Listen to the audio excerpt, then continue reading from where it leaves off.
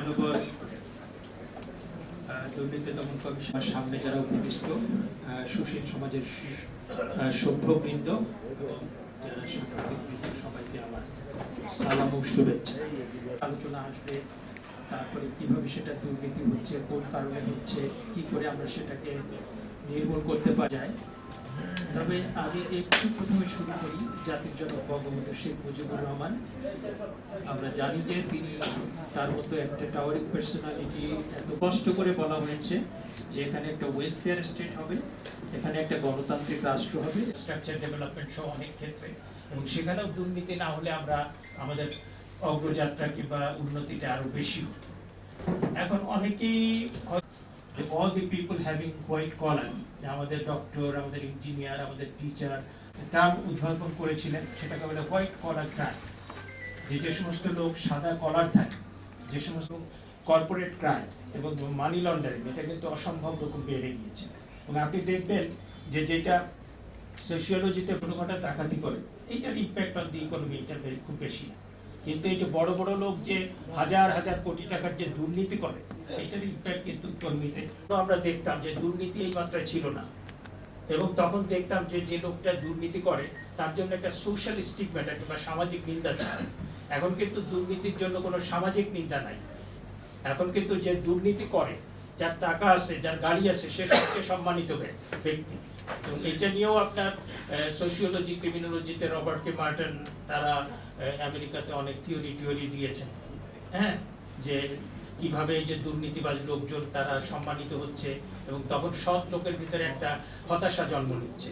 এবং আমাকে সাবেক একটা আলোচনা সভায় আমি ছিলাম, সেখানে দুর্নীতি দমন কমিশনের সাবেক মান্যবর চেয়ারম্যান গোলাম রহমান, তিনি একটা কথা বলেছিলেন, একটা সোসাইটিতে আপনি 1% লোক পাবেন যে তারা, আপনি যদি তাদেরকে কামান কিংবা আপনি যদি মিসাইলও মারেন, তারা কিন্তু দুর্নীতি করবে না।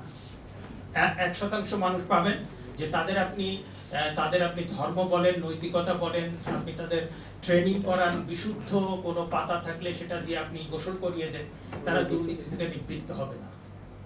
এবং এই দুইটার মাঝামাঝি যে অধিকাংশ মানুষ, তারা যে ট্রেন্ডটা থাকবে, যে ডমিনেন্ট ট্রেন্ডটা যদি হয় দুর্নীতির পক্ষে, তারা দুর্নীতি করবে। আর এখন এসে যদি আমরা বলি আমাদের সাধারণ মানুষ দে আর ভেরি পিওর, আমার মনে হয় এটা ঠিক হবে না।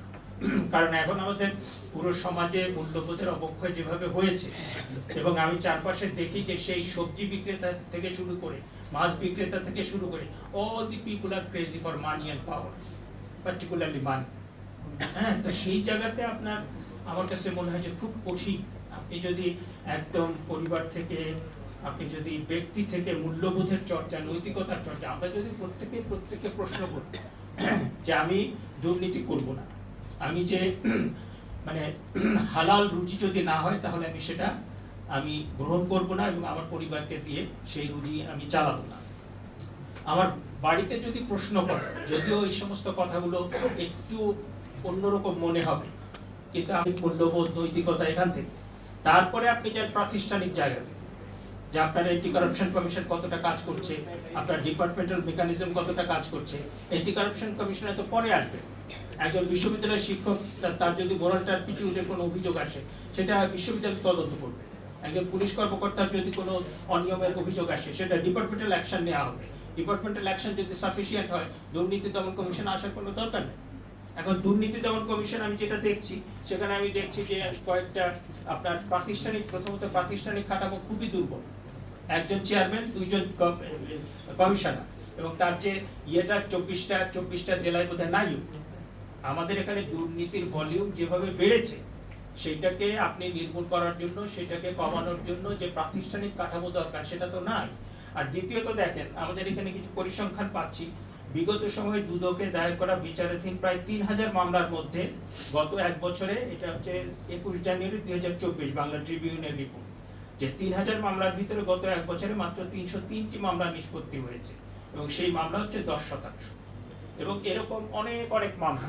প্রথমত যে পরিমাণ আপনার দুর্নীতি হচ্ছে, হয়তো বা হাজার লাখ, সেই তুলনায় আপনার দুর্নীতি দমন কমিশনে কয়টা মামলা আসছে, সেটা তদন্ত হওয়ার পরে, ট্রায়ালে যাওয়ার পরে, অ্যাপিলে যাওয়ার পরে, শেষ পর্যন্ত কয়টা মামলা থাকছে, সেই ইটা দেখেন, আপনি সেই পরিসংখ্যানটা দেখেন, তাহলে পরে আপনি দুর্নীতি যে ইয়ে করবেন, মানে দুর্নীতি দমন কমিশন আছে, তাদের অনেকেই ভালো, অনেকেই চেষ্টা করছেন, কিন্তু আমার কথাটা হচ্ছে যে যে ভলিউমে, যে সংখ্যায় বাংলাদেশে দুর্নীতি হচ্ছে কিংবা মানে এটা বেড়ে যাচ্ছে, সেইটাকে মোকাবেলা করার জন্য আমাদের যে নৈতিকতা, আমাদের যে মূল্যবোধ, আমাদের যে ডিপার্টমেন্টাল অ্যাকশন, আমাদের যে প্রাতিষ্ঠানিক কাঠামো, মানে দুর্নীতি দমন কমিশন, সেটা কতটুকু কি।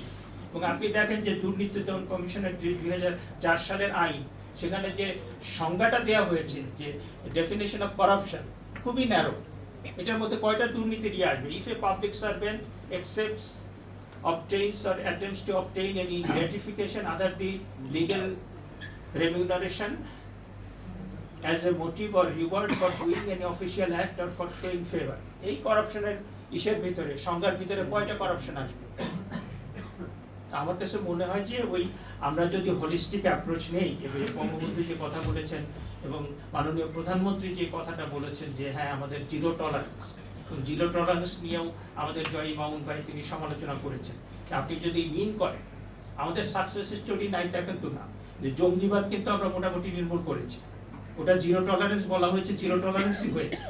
আমাদের যে আন্তর্জাতিক অপরাধ, যেটা 1971 সালে যে সমস্ত সহযোগী যারা বাংলাদেশে জেনোসাইড করেছিল, যারা বাংলাদেশে আপনার ক্রাইমস এগেইনস্ট হিউম্যানিটি করেছিল, 2014 সাল থেকে বিচার করে সব মাস্টারমাইন্ড কিন্তু আপনার বিচার করে এক্সিকিউট করা হয়েছে। আমাদের সাকসেস স্টোরি নাইটা কিন্তু না।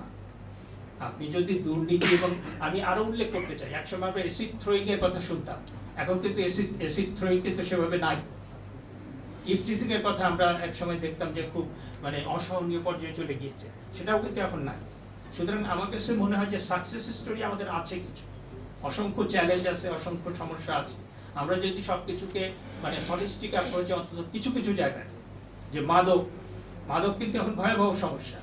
আপনি এখন এই গ্রামের নিচু পর্যায়ে গেলেও কিন্তু মাদক দেখতে পাবেন, এবং মাদক ঘরে ঘরে এমন ভাবে ঢুকেছে, অনেক বাচ্চা টাচ্চা তার মাদকের জন্য তার বাবা মাকে মেরে ফেলছে। সুতরাং এই মাদক, তারপর দুর্নীতি, এইটার ক্ষেত্রে আসলে জিরো টলারেন্সটা খুবই দরকার। এবং সেক্ষেত্রে মঞ্জিল মোর্শেদ ভাই যেটা বলেছেন, 50-60-70% যদি আমরা করতে পারি, তাও কিন্তু আমাদের সমাজের জন্য অনেক। তো আজকে ধৈর্য ধরে আমার কথা আপনারা শুনেছেন, সবাইকে অসংখ্য অসংখ্য ধন্যবাদ।